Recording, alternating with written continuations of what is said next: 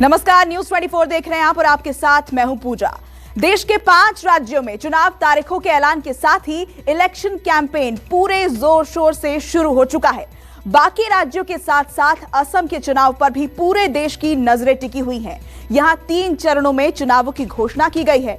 BJP शासित इस राज्य में कांग्रेस ने भी अपनी ताकत झोंक दी है। असम चुनाव के लिए कांग्रेस ने छत्तीसगढ़ के सीएम भूपेश बघेल को सीनियर ऑब्जर्वर के तौर पर तैनात किया है। आज भूपेश बघेल ने असम में ताबड़तोड़ रैलियां की। इस पूरे चुनावी कैंपेन में न्यूज 24 का कैमरा भूपेश बघेल के साथ मौजूद था। तो आइए आपको भी दिखाते हैं भूपेश बघेल के एक दिन के चुनावी कार्यक्रम की पूरी कवरेज। असम में कांग्रेस बीजेपी को सत्ता से उखाड़ने का दावा कर रही है और असम में बीजेपी को मात देने की जिम्मेदारी दी गई है छत्तीसगढ़ के सीएम भूपेश बघेल को।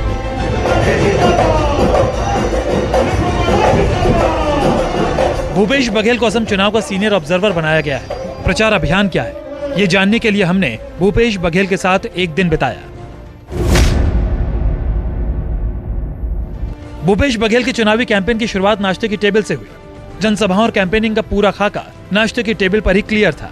आज पूरा दिन मैं छत्तीसगढ़ के मुख्यमंत्री भूपेश बघेल, जिन्हें कांग्रेस पार्टी की तरफ से असम का सीनियर ऑब्जर्वर बनाया गया है, उनके साथ रहूंगा और यहीं से हमारी यात्रा की शुरुआत होगी। इस ब्रेकफास्ट टेबल पे मुख्यमंत्री खुद भी ब्रेकफास्ट कर रहे हैं और मैं भी ब्रेकफास्ट कर रहा हूं, क्योंकि लगातार ये बड़ी जिम्मेदारी आपको पार्टी आलाकमान की तरफ से दी गई है। असम के सीनियर पर्यवेक्षक, सीनियर ऑब्जर्वर के तौर पर आपको लगता है कि ये कांग्रेस पार्टी का एक गढ़ था, जहां पे 15 साल तक सरकार थी और इस 15 साल की सरकार को तोड़कर बीजेपी ने यहां सरकार बनाई और छत्तीसगढ़ में भी आपने 15 साल बीजेपी की सरकार को हराकर कांग्रेस की सरकार बनाई, इसीलिए आपको जिम्मेदारी मिली। देखिए, ये अखिल भारतीय कांग्रेस कमेटी के निर्णय होता है कि इसको कहां भेजा जाए और अभी बहुत सारे राज्यों में चुनाव हो रहे हैं, 5 राज्यों में, तो अलग अलग ऑब्जर्वर गए हुए हैं। उसमें मुझे आसाम की जिम्मेदारी दी गई है, मुकुल वासनिक जी और मुझे, तो हम दोनों यहाँ हैं। तो अभी तक जो आपने यहाँ पे कैंप किया, लोगों से मुलाकात की, और ये तो फैक्ट है कि छत्तीसगढ़ के काफी लोग यहाँ पे हैं, चाय बागान में काम करते हैं और कई अखबारों में हमने पढ़ा कि आपने उनको साधने के लिए सांस्कृतिक दल भी यहाँ पे लगा दिया और भी कई तरीके से बूथ मैनेजमेंट के तौर पर भी आपने काम करना शुरू कर दिया, जो कि अमित शाह के बारे में कहा जाता था कि पन्ना प्रमुखों की बैठक करके किस तरीके से बूथ लेवल पे मैनेजमेंट करते थे, तो उस दिशा में भी आपने काम करना शुरू कर दिया। जी हाँ, छत्तीसगढ़ में हम लोगों ने बूथ स्तर पे काम करना शुरू किया। जो अनुभाग है उसमें हमने काम किया और उसका रिजल्ट आप देख लीजिए कि 90 में से 68 सीट हम जीते, 3/4 बहुमत से छत्तीसगढ़ में जीते थे। वही फार्मूला हम लोगों ने आसाम में भी लागू किया और यहाँ प्रदेश कांग्रेस कमेटी ने और सीएलपी और तमाम बड़े नेताओं ने इसे स्वीकार किया। और आपने देखा होगा कि 126 विधानसभा में 116 विधानसभा में हमारा संकल्प शिविर हुआ, जिसमें हर शिविर में सैकड़ों तादाद में हमारे बूथ लेवल के कार्यकर्ता वहां आते थे और एक जबरदस्त रिस्पांस उसका मिला है और उसका कार्यकर्ताओं में एक आत्मविश्वास बढ़ा है और जिसके कारण से चुनाव मैदान में आप देखेंगे कि कांग्रेस उसका ग्राफ दिनों दिन बढ़ते जा रहा है और आज हम सरकार बनाने की स्थिति में है। असम की धरती पर कांग्रेस में जान फूंकने के लिए भूपेश बघेल पूरी तरह तैयार नजर आए। विरोधियों को चारों खाने च्युत करने के लिए बघेल के पास चुनावी रणनीति क्या है, हमने ये भी जानने की कोशिश की। आपके पास कोई चेहरा नहीं है मुख्यमंत्री का? चेहरा तो भारतीय जनता पार्टी के भी अनेक जगह नहीं होते। कांग्रेस ने भी शुरू से भी यही कहा, जिन राज्यों में सरकार नहीं है वहां फिर जब विधायक जीत के आते हैं तो विधायक दल और हाईकमान दोनों मिलकर तय करते हैं कि मुख्यमंत्री कौन होगा। हमारे छत्तीसगढ़ में भी यही हुआ था, हम लोग सब सामूहिक नेतृत्व में लड़ते और यहाँ भी आसाम में भी सामूहिक नेतृत्व में लड़ा जा रहा है। आपको तरुण गोगोई की कमी महसूस हो रही है कि तरुण गोगोई के चलते 15 साल तक यहाँ पे कांग्रेस पार्टी की सरकार रही और तरुण गोगोई जैसा नेता की गैर मौजूदगी में पहली बार चुनाव लड़ना पड़ रहा है? निश्चित रूप से गोगोई जी बहुत बड़े नेता थे हमारे कांग्रेस के, 15 साल वो मुख्यमंत्री रहे और विभिन्न जिम्मेदारी उन्होंने संभाली और असम में जो शांति स्थापना है उन्हें कार्यकाल में हुआ है और विकास के काम भी हुए हैं। तो उसे नहीं रहने से बड़ी कमी तो है, लेकिन समय तो रुकता नहीं, सबको चलना पड़ता है और इस चुनौती को जो वर्तमान पीढ़ी है उन्होंने स्वीकार किया और मैं समझता हूं इस चुनाव में जबरदस्त रिजल्ट आएगा। यानी कि आज पूरे दिन हम छत्तीसगढ़ के मुख्यमंत्री के साथ मौजूद रहेंगे, उनसे और भी बातचीत करेंगे कई अन्य मुद्दों पर। फिलहाल हम इस ब्रेकफास्ट टेबल पे अपनी बातचीत को यहीं विराम देते हैं और आगे की कार्रवाई के लिए बढ़ते हैं। अब बारी थी मैदान में उतरने की। नाश्ते की टेबल से उठकर भूपेश बघेल एयरपोर्ट की तरफ रवाना हुए। भूपेश बघेल के इस चुनावी सफर में न्यूज 24 का कैमरा लगातार उनके साथ था। डिब्रूगढ़ के हेलीपैड पर एक विशेष हेलीकॉप्टर तैयार था और मंजिल थी सीलापाथर। भूपेश बघेल के साथ ब्रेकफास्ट के बाद अब हम सवार होने वाले हैं हेलीकॉप्टर में, जहां पे भूपेश बघेल यहां पे जनसभाओं को संबोधित करेंगे। लगातार ये पूरा इलाका जो डिब्रूगढ़ का इलाका है, जिस इलाके में 27 तारीख को मतदान होना है, वहां पे छत्तीसगढ़ के मुख्यमंत्री ने कैंप किया हुआ है और कहा जाता है कि इस इलाके में छत्तीसगढ़ से मजदूर या चाय बागान में काम करने वाले श्रमिक झारखंड, बिहार, उड़ीसा सब जगह के मजदूर और श्रमिक यहाँ पे रहते हैं, काम करते हैं, जिनकी भूमिका पिछले विधानसभा के चुनाव में काफी बड़ी थी बीजेपी को सरकार बनाने में। क्या ये सही है? ये चाय बागान में जितने श्रमिक थे निश्चित रूप से पिछले समय हम लोगों से नाराज होकर भारतीय जनता पार्टी को वोट दिया था और इस कारण से एक तरफा भारतीय जनता पार्टी की इस इलाके में जीत हुई थी। लेकिन अब हालात बदले हैं क्योंकि भारतीय जनता पार्टी के जो दावे थे वो खोखले साबित हुए और उससे लोगों का मोह भंग हुआ कि उन्होंने हमसे झूठ कहा और इस कारण से अब वो वापस आए हैं और इस इलाके में फिर से कांग्रेस जैसे पहले की स्थिति में थी वो स्थिति कांग्रेस की बन गई है। जो आपने 5 वायदा नहीं कहे हैं, आपने 5 जो है कहा है कि हम गारंटी 5 गारंटी हमने दी, वादा हमने नहीं किया। 5 गारंटी है जिसमें हमने कहा कि CAA लागू नहीं होगा। दूसरा 365 रुपया श्रमिकों को देंगे जो चाय बागान में काम करते हैं। तीसरा हमने कहा कि जो महिलाएं हैं, हर घर में एक महिला है, उसे 2000 रुपया सम्मान निधि दिया जाएगा। 200 यूनिट तक की बिजली बिल माफ होगा और उसके बाद 5 लाख लोगों को सरकारी नौकरी दी जाएगी। ये 5 गारंटी हमने दिया है। आपको लगता है कि जो गारंटी आपकी तरफ से, राहुल गांधी की तरफ से, प्रियंका गांधी की तरफ से यहाँ की जनता को दिया जा रहा है, उनका भरोसा इस पर है? बिल्कुल है, इसलिए क्योंकि छत्तीसगढ़ में राहुल जी ने किसानों से जो वादा किया था ऋण माफी का, 25 रुपये में धान खरीदी करने का, वो हमने किया। बाद में केंद्र सरकार ने अड़ंगा लगाया तो हम राजीव गांधी किसान न्याय योजना लागू किए और उसके तहत 10,000 रुपये प्रति एकड़ दिया। समर्थन मूल्य में भी धान खरीदा। 92 लाख मीट्रिक टन इस साल धान खरीदे हैं 20 लाख से अधिक किसानों का। तो आम जनता को ये मालूम है कि छत्तीसगढ़ में जब किसानों के साथ या मजदूरों के साथ जो वादे किए थे वो पूरा हुआ, तो जब छत्तीसगढ़ में हो सकता है तो आसाम में भी हो सकता है। एक सवाल बीजेपी हर एक जनसभा में कहती है, चाहे अमित शाह की बात करें, जेपी नड्डा की बात करें, कि बदरुद्दीन अजमल के साथ कांग्रेस पार्टी ने अलायंस किया। कम्युनल एक तरीके से लोगों को या यहाँ की जनता को यह एहसास दिलाने की कोशिश बीजेपी कर रही है कि बदरुद्दीन अजमल सांप्रदायिक हैं और उनके साथ कांग्रेस पार्टी ने समझौता करके जो सच्चाई है वो उजागर कर दिया है। बहुत हास्यास्पद बात करते हैं। अब मोदी जी हों चाहे शाह जी हों, CAA के बारे में यहाँ कोई बात नहीं कर रहे हैं और पूरे आसाम की जनता CAA के खिलाफ है। तो जो लोग CAA के खिलाफ है वो सब एक साथ हो और उसमें कम्युनिस्ट पार्टी भी है, CPI-ML भी है, CPI है और जो क्षेत्रीय दल है और बदरुद्दीन अजमल की पार्टी है, वो लोग भी शामिल हुए। तो ये CAA के खिलाफ सब लोग लामबंद हुए हैं, नंबर 1।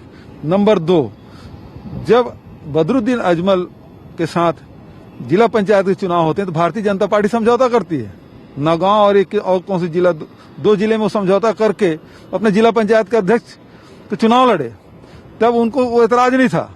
और आज जब उनसे अलग हो गए तो उनको तकलीफ होने लगी। तो आप अपने सुविधा के हिसाब से, परिस्थिति के हिसाब से आप फैसला करते हैं। ये तो गलत बात है। फिर इसी आसाम में आप जिला स्थानीय चुनाव में आपने उससे समझौता क्यों किया? चलते हैं अब अगले पड़ाव की ओर। अब हेलीकॉप्टर से हम भूपेश बघेल, छत्तीसगढ़ के मुख्यमंत्री, जो कि कांग्रेस के पर्यवेक्षक हैं, यहाँ पे सीनियर ऑब्जर्वर हैं असम के, वो लगातार कैंप किए हुए हैं, लगातार जनता के बीच जा रहे हैं। उनके प्रचार करने का तरीका और लोगों से किस तरीके की वो बातचीत करते हैं, ये जानने की कोशिश करेंगे। चलिए उनके साथ चलते। बातचीत के सिलसिले को एक ब्रेक देते हुए हम भूपेश बघेल के साथ उनके चॉपर पर सवार हुए और उड़ चले सीलापाथर की धरती की तरफ। बघेल के स्वागत और उनकी एक झलक पाने के लिए सीला पाथर के हेलीपैड पर विशाल जनसमूह काफी देर से इंतजार कर रहा था। छत्तीसगढ़ के सीएम भूपेश बघेल को देखते ही लोगों का जोश हाई हो गया।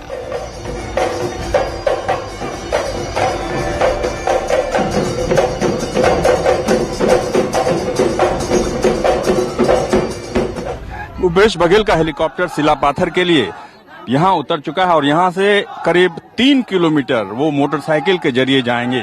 और आप देख सकते हैं कि इन तस्वीरों में कि जैसे ही भूपेश बघेल हेलीकॉप्टर से उतरे, कार्यकर्ता उनका स्वागत कर रहे हैं। कांग्रेस पार्टी का झंडा लगा हुआ बैनर और साथ में जो यहाँ आसमी तौलिया होता है वो लगाकर, और यहाँ पे हेलीपैड के पास आप देख सकते हैं कि लोग खड़े हैं और अभिवादन कर रहे हैं भूपेश बघेल का, कांग्रेस पार्टी का झंडा लेकर। विधानसभा का चुनाव है और विधानसभा चुनाव को देखते हुए कांग्रेस पार्टी की तरफ से भूपेश बघेल को एक बड़ी जिम्मेदारी दी गई है कि जिस तरीके से 15 साल के बीजेपी शासन काल को छत्तीसगढ़ में खत्म कर उन्होंने कांग्रेस का शासनकाल लाया, उसी तरीके से 5 साल से चल रही बीजेपी सरकार को हटाकर फिर से एक बार कांग्रेस पार्टी की सरकार यहां पे स्थापित करें, उनको सरकार बनाएं। क्योंकि तरुण गोगोई जो कि कांग्रेस पार्टी के एक बड़े कद्दावर नेता, वो अब नहीं रहे और उनकी गैर मौजूदगी में कांग्रेस पार्टी के लिए बड़ा चैलेंज कि किस तरीके से वो कांग्रेस पार्टी की सरकार यहां बनवा पाते हैं। आप देखें कि भूपेश बघेल के साथ साथ जो कांग्रेस पार्टी के प्रत्याशी हैं वो भी साथ साथ चल रहे हैं और जो यहां के लोग हैं वो कांग्रेस पार्टी जिंदाबाद के नारे लगा रहे हैं। और लगातार चाहे कांग्रेस पार्टी हो, बीजेपी हो, तमाम राजनीतिक दल असम के विधानसभा चुनाव में अपनी जीत सुनिश्चित करने की कोशिश कर रहे हैं। सीला पाथर में भूपेश बघेल ने जनसभा को संबोधित किया। असम और केंद्र में मौजूद बीजेपी की सरकार पर भूपेश बघेल ने ताबड़तोड़ हमले किए। सीला पाथर में रैली के बाद भूपेश बघेल का अगला पड़ाव था सोनारी। सोनारी में भूपेश बघेल के स्वागत की भव्य तैयारी की गई थी। सोनारी में भी भूपेश बघेल ने जनसभा को संबोधित किया और जनता से कांग्रेस के पक्ष में वोट देने की अपील की। सोनारी में बघेल के स्वागत के लिए खास तौर पर पारंपरिक कार्यक्रमों का आयोजन किया गया था। लोगों के प्यार और उत्साह ने भूपेश बघेल को भी थिरकने पर मजबूर कर दिया।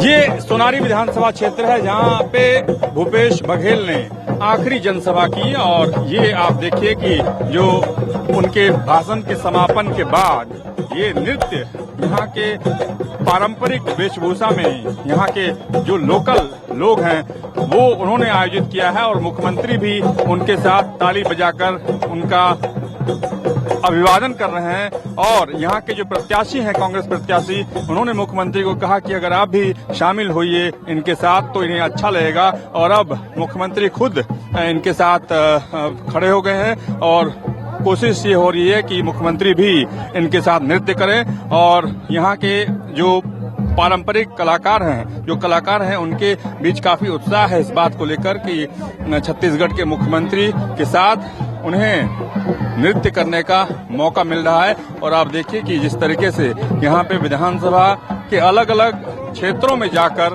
भूपेश बघेल कांग्रेस प्रत्याशी के पक्ष में प्रचार कर रहे हैं और कह रहे हैं कि जिस तरीके से छत्तीसगढ़ में सरकार बनने के बाद वहाँ के किसानों का ऋण माफ हुआ, वहाँ की सरकार बनने से पहले जो भी वायदा किया गया था, सरकार बनने के बाद उसे पूरा किया गया और जो समय सीमा निर्धारित की गई थी उससे पहले ही वो वायदा हमने पूरा किया। उसी तरीके से अब असम में सरकार बनने के बाद भी हम उन वायदों को पूरा करेंगे। और वो बार बार कांग्रेस पार्टी यही कहती है कि वो वायदा नहीं गारंटी है। हम गारंटी देकर कहते हैं कि जिस बात को हमने मतदाताओं के सामने रखा है वो मतदाताओं की मांग को हम पूरा करेंगे।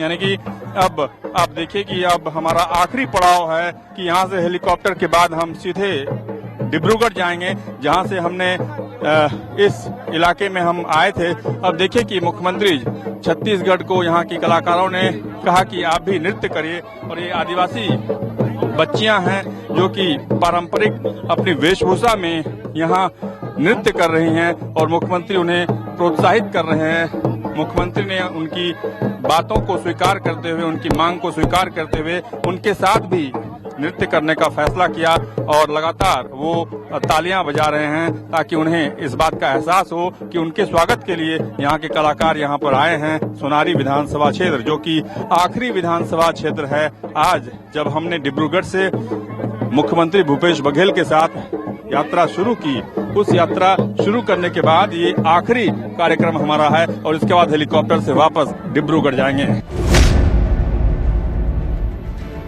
सीलापाथर और सोनारी में चुनावी कार्यक्रमों के बाद अब बारी थी लौटने की। छत्तीसगढ़ के मुख्यमंत्री भूपेश बघेल के साथ इस वक्त मैं सोनारी विधानसभा क्षेत्र में जो उनकी जनसभा थी वो खत्म होने के बाद अब हेलीकॉप्टर से वापस डिब्रूगढ़ जा रहा हूं। आप देख सकते हैं कि यहाँ पे जो हेलीपैड है उसके आसपास जो लोग हैं वो खड़े हैं और मुख्यमंत्री का अभिवादन कर रहे हैं और हेलीकॉप्टर उड़ने का इंतजार कर रहे हैं और मुख्यमंत्री भूपेश बघेल भी उड़ने का इंतजार कर रहे हैं ताकि हाथ हिलाकर उनका अभिवादन खुद कर सकें। सोनारी विधानसभा में हजारों की तादाद में मतदाता भाई बहन आए हैं। मुझे पूरा विश्वास है कि यहाँ परिवर्तन होने वाला है और प्रोफेसर जो है वो चुनाव जीतेंगे। बहुत परिवर्तन की चाहत लोगों में दिखाई दे रही है। छत्तीसगढ़ के चुनाव से पहले, विधानसभा चुनाव से पहले जो वायदा किया गया था उस वायदे की याद असम में जरूर दिलाते हैं और किस तरीके से उन वायदों को पूरा किया गया। 15 दिन की जो मियाद रखी गई थी उस मियाद से कम 18 घंटे 20 घंटे के अंदर कई मांगों को पूरा किया गया और यहाँ की जनता इस बात पर ताली बजाती थी कि हो सकता है कि कांग्रेस की सरकार बनने के बाद जो गारंटी 5 गारंटी की बात कांग्रेस पार्टी के नेता लगातार कह रहे हैं वो गारंटी भी वो पूरा करेंगे। तो हम भूपेश बघेल जी से जानना चाहते हैं कि छत्तीसगढ़ में जो कुछ आपने किया उससे आप रिलेट करना चाहते हैं असम में भी वही होगा? बिल्कुल सही बात है। राहुल गांधी जी छत्तीसगढ़ के किसानों से वादा किया था कि हम ऋण माफी करेंगे, हम समर्थन मूल्य के साथ 2500 रुपये में धान खरीदी करेंगे। वहाँ के तेंदुपत्ता संग्राहक हैं उनको कहा था 4000 प्रति मानक बोरा के दर से तेंदुपत्ता खरीदी की जाएगी। वहाँ के लोगों से कहा था 400 यूनिट तक की बिजली बिल आधा करेंगे। वो सारे वादे हमने पूरे किए और ऋण माफी हम 2 घंटे के भीतर में हमने कर दिया।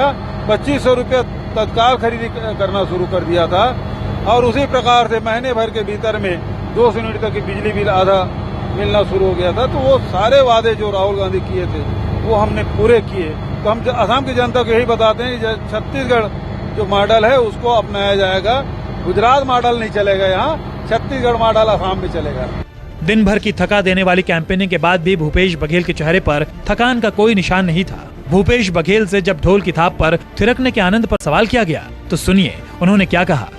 एक चीज, राजनीति के अलावा अगर बात करें भूपेश बघेल की शख्सियत की तो अक्सर आप तस्वीरों में, अखबारों के पन्नों में आप देखते होंगे कि कभी वो ढोलक बजाते हैं, कभी नृत्य करते हैं। अभी सोनारी विधानसभा क्षेत्र के में जनसभा करने के बाद उन्होंने जो पारंपरिक वेशभूषा में यहाँ के कलाकार थे उनके साथ भी कदम से कदम मिलाने की कोशिश की। हालांकि कलाकार चाहते थे कि छत्तीसगढ़ के तरीके से वो यहाँ भी नृत्य करें, लेकिन वो करना चाहते थे लेकिन किया नहीं। देखिए, कोरोना काल है, थोड़ा सा वो फिजिकल डिस्टेंस बना के रखना भी जरूरी है और वो भी पालन हम लोगों को करना है। तो इसलिए नहीं तो कलाकारों के साथ हमारे यहाँ भी आदिवासी नृत्य और उसी प्रकार से मिलता जुलता यहाँ का नृत्य है। तो जहाँ ढोलक बजे तो पैर तो थिरकने लगता ही है, चाहे वो ढोलक आसाम में बजे चाहे वो ढोलक छत्तीसगढ़ में बजे। आप लट्टू भी बहुत अच्छा चलाते हैं।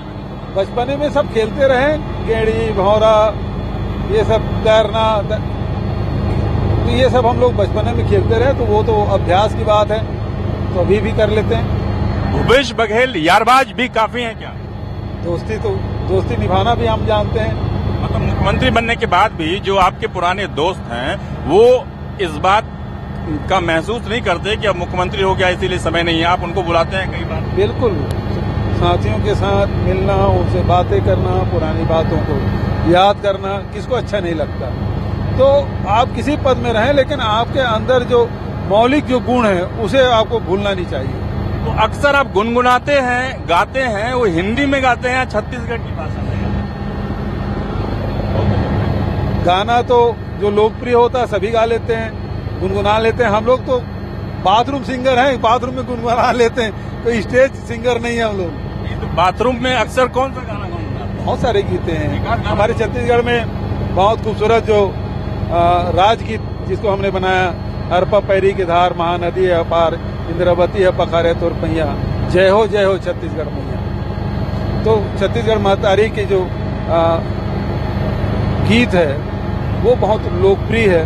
बहुत सारे लोकगीत हैं जो छत्तीसगढ़ के हैं, बहुत खूबसूरत हैं, जो लोग दूसरे प्रदेशों में भी उसको गाते हैं। तो बहुत सारे गीते हैं, हिंदी गीते भी है। इसके अलावा हिंदी फिल्मों का कोई गाना जो कि आप सुनने में अच्छा लगता हो, गुनगुनाते हो? मैं आपसे गाने का नहीं कहूंगा क्योंकि अभी तो कोई याद नहीं आ रहा है, राजनीति इसमें है, फिर किसी दिन। चलिए ठीक है, एक आखिरी सवाल की आपके लिए जो जिम्मेदारी आपको मिली है असम में, आपको लगता है कि बड़ी जिम्मेदारी है? और अगर कांग्रेस की सरकार असम में बनती है, क्योंकि माहौल कुछ बदलता दिख रहा है, पहले कहा जाता था कि बीजेपी के लिए काफी आसान है, लेकिन अब ऐसा दिख नहीं रहा है, लग नहीं रहा है कि टक्कर में कांग्रेस पार्टी और उसके सहयोगी दल के साथ साथ बीजेपी है। अगर कांग्रेस पार्टी की सरकार बनती है असम में, आपको लगता है कि भूपेश बघेल का कद काफी ज्यादा बढ़ेगा? मैं ऐसा मानता हूं कि ये जीत होगी वो कांग्रेस के कार्यकर्ताओं के, असम के कांग्रेस के कार्यकर्ताओं की जीत होगी, असम की जनता की जीत होगी और हमारे नेतृत्व की जीत होगी। आपको लगता है कि यहाँ के लोग भी अब इस बात को समझ रहे हैं कि जो बदलाव हुआ था, उस बदलाव के वक्त जो वायदा किया गया था, उस वायदे को पूरा नहीं करने के चलते वापस एक बार फिर कांग्रेस को मौका देना चाहिए? बिल्कुल ठगा हुआ महसूस कर रहे हैं आम जनता। सोनेवाल की सरकार से लोग ऊब चुके हैं और ये जो इनके अंदर जो खींचतान है, डबल पावर सेंटर जो है, उससे असम की जनता नाखुश है और जो वादे किए उसको पूरा भी नहीं किया, उससे ज्यादा नाखुश है, क्योंकि उनके घर के अर्थव्यवस्था उससे चौपट हुई है, महंगाई लगातार बढ़ी है, उससे लोग परेशान हैं और जो वादा किया था वो भी पूरा नहीं किया, इसके कारण से परेशान है। इसलिए कांग्रेस जो कहती है वो करती है और 5 गारंटी कांग्रेस ने दिया है वो पूरा करेंगे। धन्यवाद। तो आज हम छत्तीसगढ़ के मुख्यमंत्री भूपेश बघेल के साथ थे और आज पूरा दिन हमने उनके साथ बिताया कि किस तरीके से वो लोगों से बात करते हैं, किस तरीके से लोगों के साथ अपने आप को एसोसिएट करते हैं, क्योंकि छत्तीसगढ़ के मतदाता इस इलाके में या कहें कि आसाम में काफी ज्यादा हैं। इसीलिए उनको ऐसा लगता है कि छत्तीसगढ़ के मुख्यमंत्री जब उनके बीच आए तो वो जो बातें कह रहे हैं उसका असर काफी ज्यादा पड़ेगा। कैमरा पर्सन संजय सिंह के साथ रमन कुमार, असम न्यूज 24।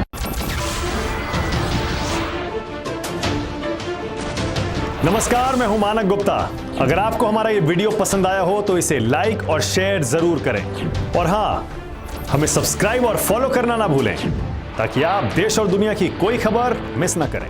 तो जुड़े रहिए हमारे साथ और देखते रहिए न्यूज़ 24।